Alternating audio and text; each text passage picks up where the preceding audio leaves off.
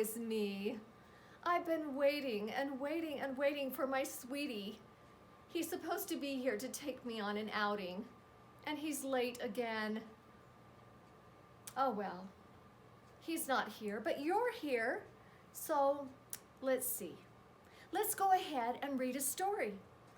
Let me share one of my favorite stories with you. This story is called In the Hall of the Mountain King.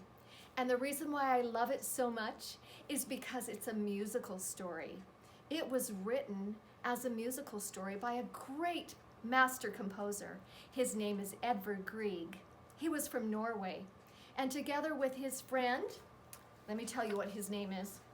His friend's name is Henrik Ibsen. With Henrik Ibsen, they were able to come up with a beautiful story called Peer Gynt. And this is the story of Peer Gynt in the Hall of the Mountain King.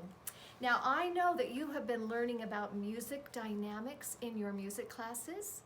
And because I know that, I want you to be looking for the quiet and the loud places where Edvard Grieg could have made musical surprise and intrigue and suspense as we read the story in the Hall of the Mountain King.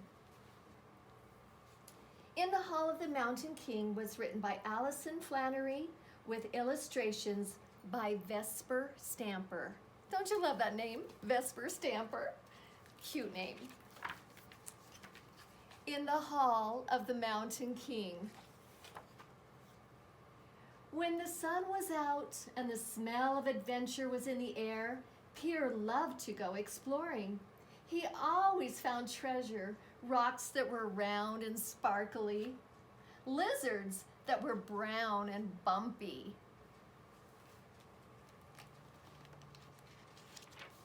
Such a cute story. And trees with branches spaced just right for a boy to climb.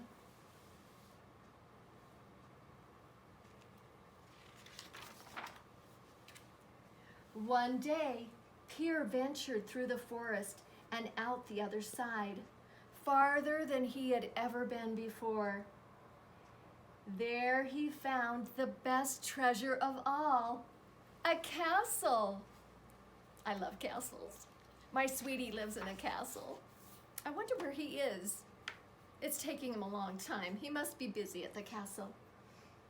People had often told stories of a mysterious mountain king who lived beyond the forest. Maybe this was his castle. Peer couldn't wait to find out, so he slipped through the front door. It's getting exciting. At first, he tiptoed along, very careful not to make a sound, his eyes wide at the wonders before him. The stories were true. He saw the Mountain King's riches with his own eyes. How exciting. From passage to passage and room to room, Peer grew more confident. Maybe he could be the king. He walked and marched. Can you imagine what Edvard Grieg did with the music for this part of the story? And skipped and spun and on those marble floors, wishing that this day would never end. Peer rounded a corner, and who did he bump into?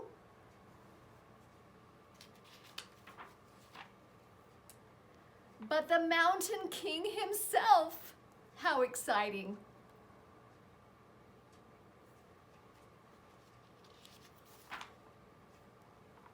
Oh no. Peer had been so enchanted that he had forgotten one important thing. He was an uninvited guest. Fear of the Mountain King, the Mountain King's fury seized Peer. He was afraid of dark dungeons. He was afraid of never again being able to see his little house by the sea. Pierre ran like he had never run before. Can you imagine what the music is doing now as Pierre is being chased by the Mountain King? The Mountain King bounded after him, but Pierre was faster. As Pierre raced through the castle, he slammed doors behind him, hoping to slow the Mountain King just enough to escape. Very suspenseful. They ran and ran, doors slammed and slammed. Each door brought Pierre one step closer to freedom, but the Mountain King was getting nearer and nearer. I wonder if my sweetie is getting nearer and nearer. He's very late. One last door stood before Pierre, one final door until he would be free. He ran, he jumped, he slid through the door. Slam!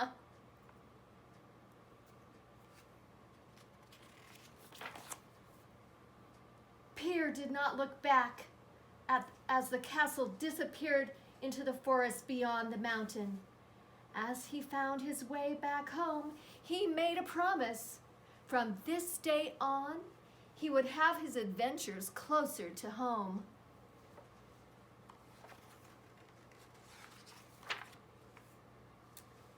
At least for a while.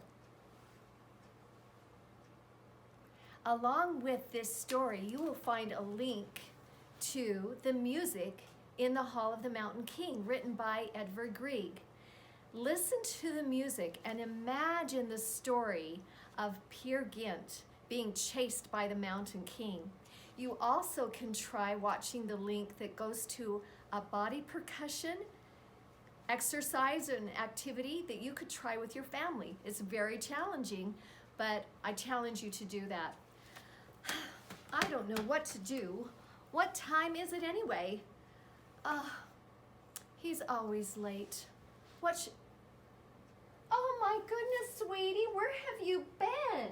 I have been missing you. Remember you told me we're gonna go on an outing?